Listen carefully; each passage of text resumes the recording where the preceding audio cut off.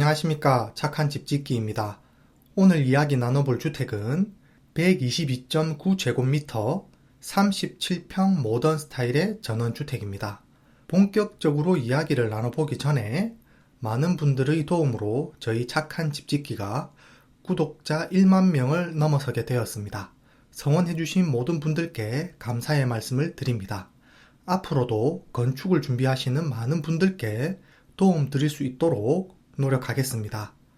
그럼 건축 내용을 확인하면서 이야기를 시작해 보도록 하겠습니다. 공법은 스틸 공법입니다. 스타일은 모던 스타일이고요. 외장재는 스타코, 리얼 징크, 적산목, 데크는 고흥석으로 마감되었습니다. 지붕은 리얼 징크가 적용되었지만 요즘은 리얼 징크의 단점을 보완한 고내식 합금 도금 강판을 지붕재와 외장재로 사용하고 있습니다. 그리고 창호는 35mm 3중 유리 시스템 창호와 43mm 3중 유리 시스템 창호를 적용하고 있습니다. 단층 37평으로 이루어진 전원주택입니다.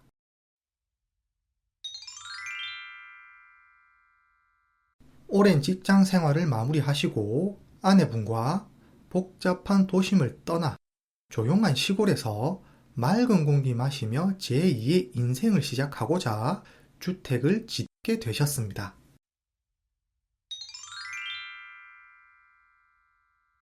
처음에는 전통적인 전원 생활이 하고 싶어 흙집이나 한옥집을 계획하고 계셨는데 우리나라도 더 이상 지진에 안전한 곳이 아니라는 생각이 들어 여러 카페나 인터넷 자료들을 수집하다 보니 스틸하우스가 지진에 잘 대비된 공법이라 생각이 되어 선택하게 되셨다고 합니다.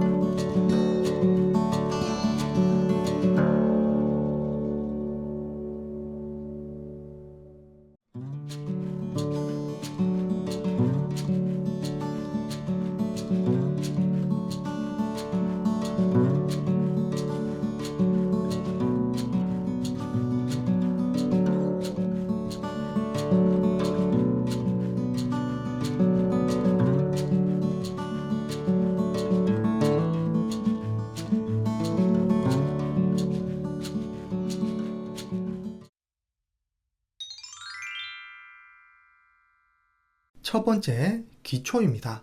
사진으로 보셨겠지만 본주택의 기초는 좌측과 우측의 높이가 많이 다릅니다.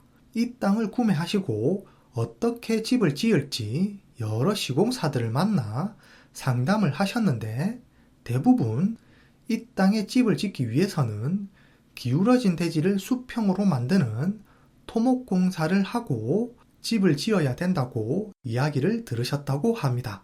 건축주님께서도 그런가 보다 하던 차에 저희 멤버 시공사를 만나셨는데 함께 가셨던 건축가님께서 아니다, 이 공간은 아무것도 건들지 말고 집을 올리자. 그래야 주변과 집이 어우러지고 이질감 없이 경치를 즐길 수 있다 라고 말씀을 주셨다고 합니다. 그래서 그 계획에 따라 집을 짓다 보니 이런 독특한 주택의 모습이 완성되었다고 하십니다.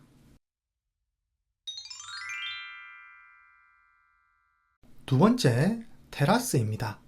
본주택은 설계 단계에서부터 주변과 이질감 없이 멋진 경치를 즐기자는 명확한 컨셉이 있었습니다.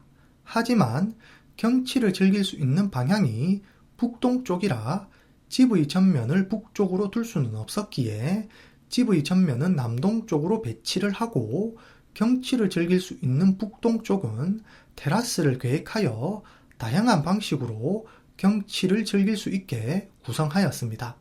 손님들이 오면 바베큐를 즐길 수도 있고 작은 테이블을 두어 차 한잔 할 수 있는 공간으로 완성되었습니다.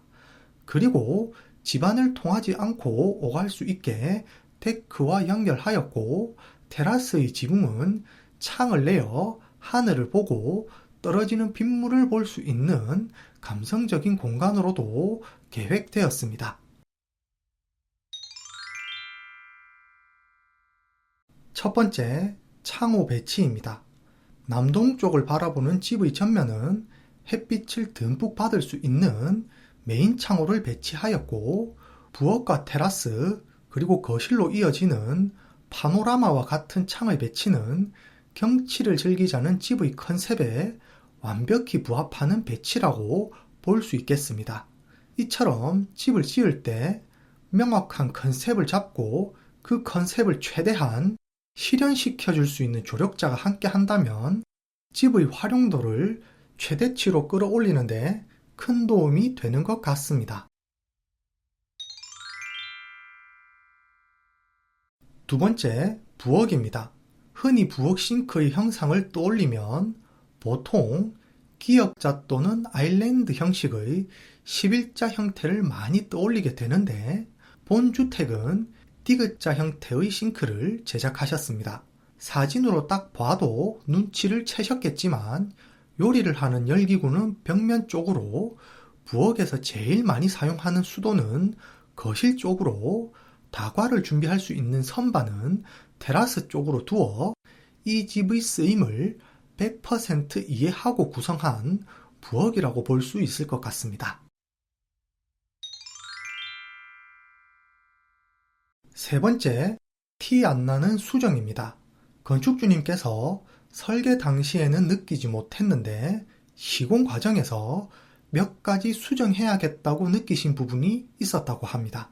지금 거실에 보이는 긴 창의 위치에 처음 설계 당시에는 밖으로 오갈 수 있는 문을 설치하기로 했었는데 골조가 올라가고 점점 집의 윤곽이 잡혀가면서 마음속으로 이건 수정을 좀 해야 할 것 같은데 라고 계속 생각을 하셨다고 합니다.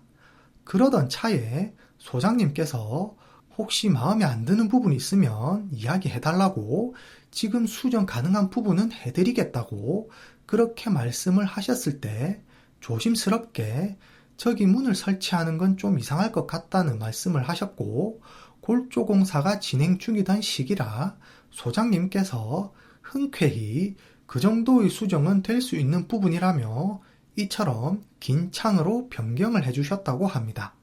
그리고 또 하나, 거실에 놓을 소파가 생각보다 너무 길어 벽면을 넘어 튀어나올 것 같다고 소장님께 말씀을 드리니 지금 사진으로 보시는 것과 같이 선반을 짜주셔서 자연스럽게 수습할 수 있었다고 하십니다. 이처럼 집을 지을 때 어떤 파트너를 만나느냐에 따라 유연성 있게 문제를 해결할 수 있고 완성도 또한 차이가 생길 수밖에 없는 것 같습니다. 마지막으로 예비 건축주님께 드리는 한마디입니다. 많이들 들으셨겠지만 설계에 신경을 많이 쓰시기 바랍니다. 정말 설계가 제대로 나와야 집도 제대로 지을 수 있는 것 같습니다. 그리고 좋은 조력자를 만나는 것도 정말 중요하다는 걸 이번에 여실히 느낄 수 있었습니다. 우리가 아무리 공부를 하고 준비를 한다고 해도 공사가 시작되면 책임 소장님께 의존할 수밖에 없고 문제가 생기고 고민이 있을 때 해결해 줄 수 있는 사람 또한 소장님밖에 없으니 참 어려운 일이겠지만 좋은 분들, 책임 있고 경험 많은 분들과 함께 하시기 바랍니다. 집이라는 것이 아무리 잘 준비를 한다고 해도 시공 과정에서 예기치 못한 변수들이 많이 발생하고 그것 때문에 트러블도 생기고 집의 완성도 또한 차이가 나는 것 같습니다. 본 건축주님께서도 말씀을 주셨지만 내가 열심히 공부를 하고 지식을 쌓아도 결국 현장에 계신 분들께 의존할 수밖에 없다 보니 무엇보다 믿을 수 있는 파트너를 만나는 게 정말 중요한 것 같습니다. 지금 건축을 준비하시는 분들도 인생의 파트너를 만나셔서 좋은 집, 예쁜 집 지으시길 기원드립니다. 오늘도 영상이 도움되셨다면 구독과 좋아요, 댓글, 알람 부탁드립니다. 감사합니다.